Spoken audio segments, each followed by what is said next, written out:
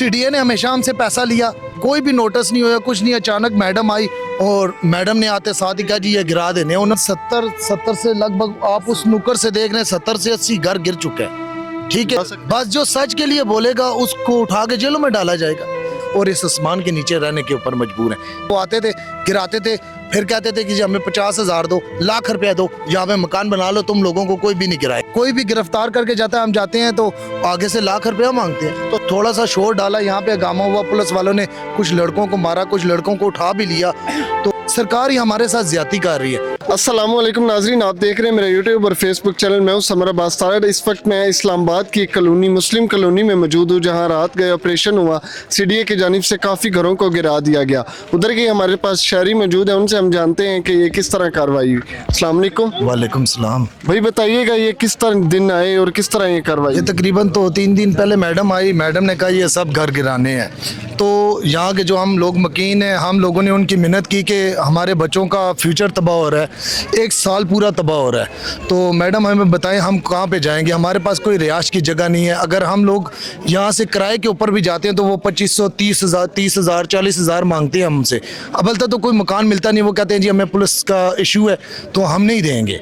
तो अगर कोई मिल भी जाता है जान पहचान से तो वो भी 30,000, 40,000 रुपये हमसे मांगते हैं। तो ज़्यादातर अभी तो मकान मिल ही नहीं रहे। तो जिन लोगों को मिले हैं वो तो चले गए हैं, यहाँ पे जो मकान टूटे हुए हैं। तो जो कुछ लोग रह गए हैं वो अपने रिश्तेदारों के घरों में सामान रखने के ऊपर मजबूर है और इस आसमान के नीचे रहने के ऊपर मजबूर हैं। देखिए हम लोग इतना अरसा यहाँ पे हम सारे जितने भी खिदमतगार हैं कर रहे हैं, अपनी मेहनत कर रहे हैं, सरकार की कर रहे हैं। सरकार ही हमारे साथ ज्यादती कर रही है। सरकार ने हमेशा गरीब अवाम को मारा, गोलियां मारी, उठा के जेलों में डाला और ज्यादती की, जुल्म किया। तो हमें बताएं, हम इस्लामी जमहूरिया पाकिस्तान के जो हम आने वाली नस्ल हैं और आने वाली नस्ल भी हैं और जो हम हैं, हम लोग कहाँ पे जाएंगे? हमारा कोई फ्यूचर नहीं है। हमारे फ्यूचर के बारे में इन्होंने 70 सालों से हमारी फौज, हमारी इस्टेब्लिशमेंट ने, किसी ने भी कुछ नहीं सोचा। अच्छा ये बताइएगा इधर कितने लोग रिहाइश पजीर और कितने घर गिरा दिए गए हैं? तकरीबन 70 से लगभग आप उस नुक्कड़ से देख रहे हैं 70 से 80 घर गिर चुके हैं। ठीक है, बीच में सामान टूट चुके हैं, बीच में उनके परिंदे वगैरह भी बीच में मर चुके हैं। तो वो आसमान के नीचे अपने बच्चे लेके रहने के ऊपर मजबूर थे। फिर जो कुछ लोग हैं यहाँ से उन्होंने सामान निकाल के यहीं पे बेच दिया कबाड़ के आगे, और कुछ उनका सामान अगर बचा तो उन्होंने अपने रिश्तेदारों के घर में रखा। मकान नहीं मिल रहे थे, जिन लोगों को कुछ मकान मिल गए तो वो अपने मकानों में चले गए और कहते हैं कि यहाँ वहाँ पे हम गए तो 20,000 किराया, 25,000 रुपया किराया दे रहे हैं। ये ऑपरेशन से पहले आपको नोटिस दिया गया था कि आप अपने इकदाम, आप अपने घर शिफ्ट कर लें किसी जगह पे? नहीं, कोई भी नोटिस नहीं हुआ, कुछ नहीं। अचानक मैडम आई और मैडम ने आते साथ ही कहा जी ये गिरा देने। उन्होंने एक दिन ये कहा, एक दिन कहा जी, पहले तो उन्होंने सीडीए के कुछ लड़के लेके आई थी जो हथौड़ों के साथ घर तोड़ना शुरू कर दिया। फिर लोगों ने थोड़ा सा शोर डाला कि हम कहाँ पे जाएंगे, हमारे पास कोई रिहाइश नहीं है, मुतअद्दर हमारे पास जगह नहीं है। तो फिर उन्होंने, जब लोगों ने कुछ थोड़ा सा शोर डाला, यहाँ पे हंगामा हुआ, पुलिस वालों ने कुछ लड़कों को मारा, कुछ लड़कों को उठा भी लिया, तो काफ़ी हंगामा बना। तो उसके बाद मैडम ने मशीनें मंगाई और गिरफ्तारियां भी हुई हैं जी। 2 से 3-4 गिरफ्तारी हुई हैं यहाँ पे। 4-5 हुई हैं। 4-5 गिरफ्तारियां हुई हैं, ये बता सकते? बस जो सच के लिए बोलेगा उसको उठा के जेलों में डाला जाएगा। इस इस्लामी जमहूरिया पाकिस्तान में हमारे नीचे से लेके ऊपर तक जितनी हाई इंटरनेशनल लेवल के ऊपर है, क्या हो रहा है?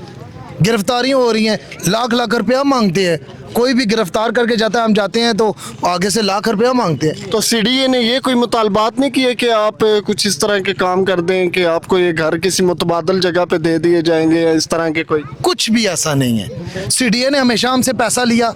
ये जगह का हमने अगर दीवार चाड़ी, अपने गरीबी मकसद अपने सर, यहाँ पे काफ़ी लोग हैं जो सर छुपाने के लिए अपनी अगर दीवार चाड़ते थे, वो आते थे, गिराते थे, फिर कहते थे कि जी हमें 50,000 दो, लाख रुपया दो, या हमें मकान बना लो, तुम लोगों को कोई भी नहीं गिराएगा। कब से रिहाइश पजीर हैं आप लोग इस जगह? तकरीबन देखा जाए तो बेसिकली तो मेरे वाले साहब यहाँ पे 40-50 साल हो गए, 40 साल तकरीबन मैक्सिमम हो गए।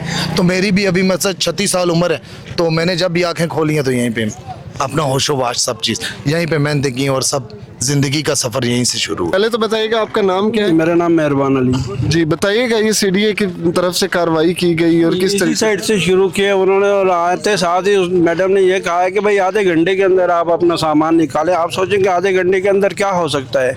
और दूसरी बात ये कि बहाना अगर ये बनाया जा रहा है कि भाई यहाँ अगर मतलब अगवानी रहते हैं या दूसरा तीसरा, क्या हमारी गवर्नमेंट इतनी कमज़ोर है कि वो ढूंढ नहीं सकती है?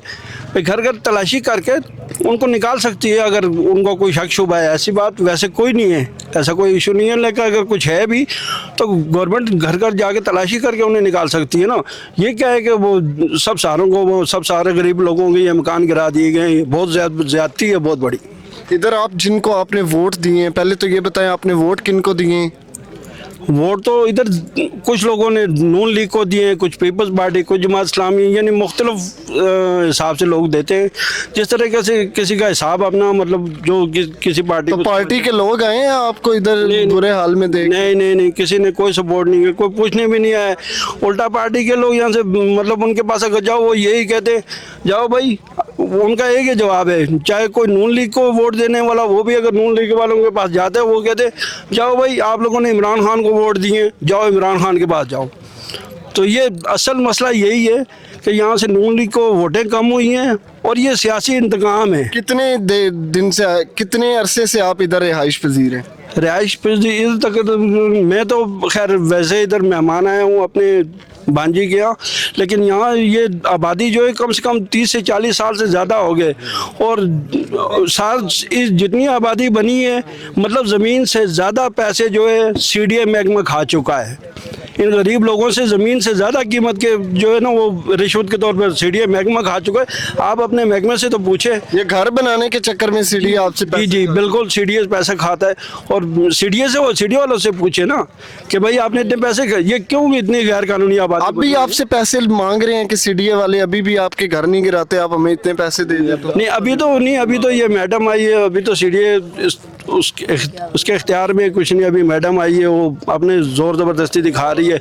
और मैडम भी जो है ये भी कोई सीडीए का मुलाजम नहीं है, क्योंकि ये भी इजाफी तौर पर जो है इसे खामखा का ओहदा देकर मतलब बिठा दिया गया है जी। हाँ, ये भी मतलब वो सीडीए के कोई नहीं है इसका कंडक्ट। इसको यूं ही इस मुल्क में वैसे भी कोई कानून तो है नहीं, जिसको जहाँ मर्जी है बिठा दिया जहाँ भाई तो गवर्नर की जगह बैठ जा भाई। हुकूमत से क्या मुतालबात हैं आपके? हुकूमत से हमारा तो ये मुतालबा है भाई ये आबादी को गिराया ना जाए बस। मेहरबानी करें जी हाँ, क्या कहते हैं आप? मैं कहता मेहरबानी करें कि वो बच्चे लोगों को साल पूरा बच्चों का तबाह होएगा। बच्चों का ये छोटे छोटे बच्चे हैं, पेपर हो रहे हैं। जी आपके कितने बच्चे हैं जो स्कूल में पढ़ रहे हैं? 4 बच्चे पढ़ रहे हैं मेरे बच्चे इस तो टाइम। 4 दिन से ये कॉलोनी को गिरा दिया गया है, तो क्या समझते हैं? टाइम दिया नहीं इन्होंने, वो टाइम देता है भाई किसी को आसमान निकालने का टाइम नहीं दिया इन्होंने। 4 दिन से आपके बच्चे स्कूल जा रहे हैं? नहीं जा रहे ना, अच्छा। घर से बेघर हुए हैं। तो आपकी रिहाइश किधर है, किस जगह पे है? आपका भी घर गिरा दिया? नहीं मेरा घर तो नहीं गिराया, मेरा घर तो थोड़ा पीछे, ये भी हमारे साथ गई है ना जी। ये भी सब भाई जितने भी बाहर बैठे हैं आप वो पीछे देख रहे हैं जितने भी घर पर लोग घर सामान का अंदर है तो आप रोडों पे बैठे हुए हैं। जी सामान किस जगह पे पड़ा है? ये रोडों के ऊपर पड़ा हुआ है। ये आप कैमरामैन जरा दिखाएं, ये रोडों के ऊपर, ये सारा जूम कर, ये जमीन के ऊपर लेटने के ऊपर मजबूर हैं, खुले आसमान के नीचे लेटने के ऊपर मजबूर हैं।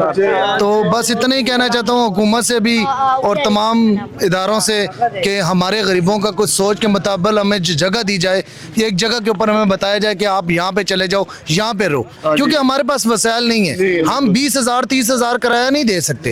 हमारी गवर्नमेंट को चाहिए, हमारे जिन्होंने अवाम के लिए अल्फे बयान लिया हुआ है, अगर अवाम के लिए उन्होंने अल्फे बयान लिया तो अभी कहाँ पे गया इस्लाम, कहाँ पे गया दीन? कि हमें यह बताया जाए जो अल्फे बयान आप लोगों ने लिया है इस अवाम के लिए उसका इंतसाब करें, हमें इंसाफ दें। बिल्कुल जी नाजरीन, इस वक्त हम मुस्लिम कॉलोनी में मौजूद थे जिनसे हम लोगों ने जाना। लम्हा ब लम्हा आपको अपडेट करते रहेंगे। मिलते हैं इंशाल्लाह नेक्स्ट वीडियो में, तब तक के लिए अल्लाह निगहबान।